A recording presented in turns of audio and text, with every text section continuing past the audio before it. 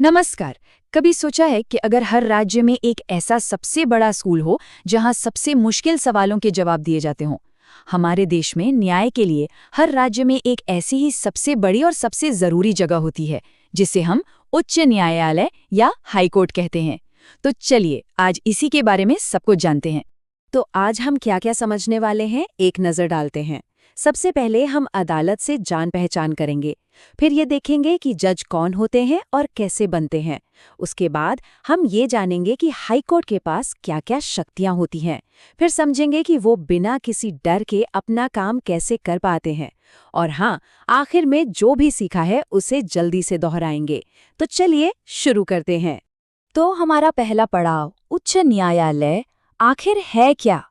इसे ऐसे समझिए कि किसी भी राज्य में न्याय की जो सबसे ऊंची कुर्सी होती है ना, वो यहीं होती है। मतलब उस राज्य में इससे बड़ी कोई और अदालत नहीं है।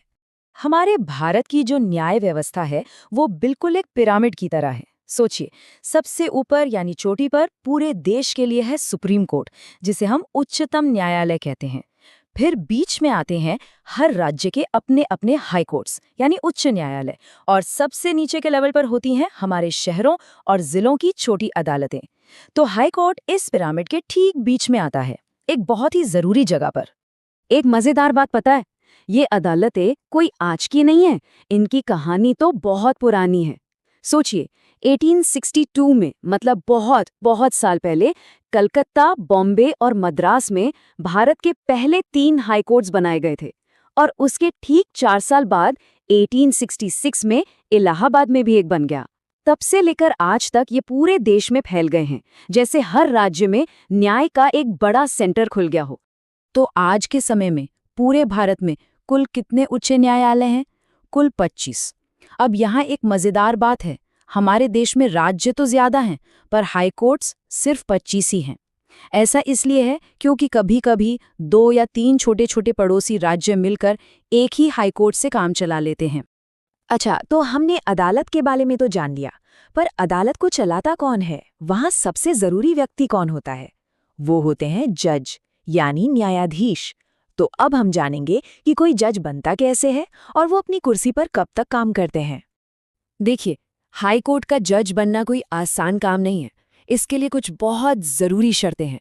पहली तो ये कि वो भारत के नागरिक होने चाहिए, और दूसरी, उन्हें कानून का बहुत गहरा अनुभव होना चाहिए। मतलब या तो वो 10 साल तक किसी छोटी अदालत में जज रहे हों, या फिर 10 साल तक हाई कोर्ट में एक बड़े वकील के तौर पर काम किया हो। तभी वो इस कुर्सी के काबिल माने जाते हैं। अब सवाल उठता है कि इतने बड़े पद के लिए जज को चुनता कौन है? ये काम हमारे देश के राष्ट्रपति करते हैं, पर वो ये फैसला अकेले नहीं लेते। ये एक टीम वर्क की तरह है। वो भारत के सबसे बड़े जज, उस राज्य के गवर्नर और उस हाई कोर्ट के चीफ जस्टिस से सलाह मशवरा करते हैं। ऐसा इसलिए किया जाता है ताकि सबसे काबिल और सही इंसान को ही चुना जाए। एक बार कोई जज बन जाता है तो वो कब तक काम करते हैं? वो 62 साल की उम्र तक अपनी कुर्सी पर रहते हैं। इसे ही हम रिटायरमेंट कहते हैं। हाँ, अगर वो चाहें तो पहले भी इस्तीफा दे सकते हैं, लेकिन उन्हें उनके पद से हटाना लगभग नामुमकिन है।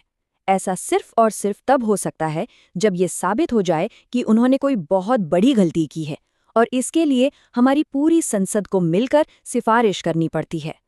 चलिए अब आते हैं सबसे मजेदार हिस्से पर, एक हाई कोर्ट की सुपर पावर्स। आखिर ये अदालतें करती क्या हैं? इनके पास ऐसी कौन कौन सी शक्तियां होती हैं जिनसे लोगों को न्याय मिलता है? आइए देखते हैं। देखिए, एक हाई कोर्ट के पास कई तरह की शक्तियां होती हैं, बिल्कुल एक सुपर हीरो की तरह। कुछ मुख्य शक्तियों के नाम हैं प्रारंभिक क्षेत्राधिकार, रिट क्षेत्राधिकार, अपीलीय क्षेत्राधिकार और न्यायिक समीक्षा। अब ये नाम सुनने में थोड़े मुश्किल लग सकते हैं, पर घबराना नहीं है। चलिए इन्हें एक एक करके बहुत आसान भाषा में समझते हैं। सबसे पहले बात करते हैं रिट की शक्ति की। ये हम सब नागरिकों के लिए एक सुरक्षा कवच की तरह है। हमारे संविधान ने हमें कुछ मौलिक अधिकार दिए हैं, है ना? जैसे अपनी बात कहने की आज़ादी। अगर कोई इन अधिकारों को छीनने की कोशिश करे तो कोई भी सीधे हाईकोर्ट जा सकता है, और हाईकोर्ट हमारी रक्षा के लिए खास तरह का आदेश जारी कर सकता है, जिसे रिट कहते हैं। ये बहुत बहुत बड़ी ताकत है। अब समझते हैं अपील की शक्ति। इसका मतलब तो बहुत ही आसान है। मान लीजिए किसी का कोई केस जिला अदालत में चल रहा है और वो वहां के फैसले से खुश नहीं है, उन्हें लगता है कि फैसला सही नहीं हुआ, तो वो क्या कर सकते हैं? वो उस फैसले के खिलाफ अपील करने के लिए हाई कोर्ट जा सकते हैं। ये एक तरह से न्याय के लिए दूसरा मौका पाने जैसा है। अब एक बहुत ही जरूरी बात पर आते हैं, न्यायपालिका की आज़ादी। इसका सीधा सा मतलब है कि जजों को अपना काम करने की पूरी आज़ादी होनी चाहिए, बिना किसी नेता, सरकार या किसी भी ताकतवर इंसान के दबाव के। पर जरा सोचिए, ये आज़ादी इतनी ज़रूरी क्यों है? जरा कल्पना कीजिए, अगर अदालतें आज़ाद न हो तो क्या होगा? अगर कोई जज किसी मंत्री के फोन कॉल से डर कर फैसला बदल दे या किसी अमीर आदमी के पक्ष में गलत फैसला सुना दे, तो क्या किसी आम इंसान को कभी सच्चा इंसाफ मिल पाएगा? कभी नहीं। इसीलिए सही और सच्चे न्याय के लिए अदालतों का निडर और आज़ाद होना सबसे पहली और सबसे जरूरी शर्त है। तो फिर जजों को निडर बनाए रखने के लिए हमारा संविधान ही उन्हें कुछ सुरक्षा कवच देता है। जैसे उन्हें 62 साल की उम्र से पहले कोई हटा नहीं सकता, उनकी सैलरी कोई कम नहीं कर सकता, और ये सैलरी एक ऐसे सरकारी खजाने से आती है जिस पर संसद में वोटिंग नहीं हो सकती। ये सारे नियम मिलकर जजों के चारों ओर एक मजबूत दीवार बना देते हैं ताकि कोई उन्हें डरा धमका न सके। तो लीजिए, हम आज की चर्चा के आखिर में पहुंच गए हैं। अब समय है एक छोटे से रिवीजन का। चलिए फटाफट से दोहरा लेते हैं कि हमने आज क्या क्या जरूरी बातें सीखी। तो ये 5 बातें हैं जो हमें हमेशा याद रखनी है। पहली, उच्च न्यायालय किसी भी राज्य का सबसे बड़ा कोर्ट होता है। दूसरी, जज की नियुक्ति राष्ट्रपति करते हैं और वो 62 साल तक काम करते हैं। तीसरी, ये हमारे मौलिक अधिकारों का रक्षक है।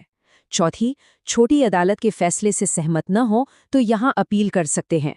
और पांचवी, हमारा संविधान इसे आज़ाद रखता है ताकि इंसाफ हमेशा बिना डरे हो सके।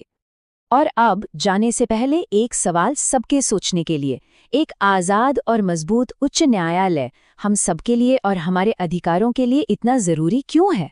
इस सवाल के जवाब में ही हमारे लोकतंत्र की असली ताकत छिपी है। इसके बारे में ज़रूर सोचिएगा। नमस्कार।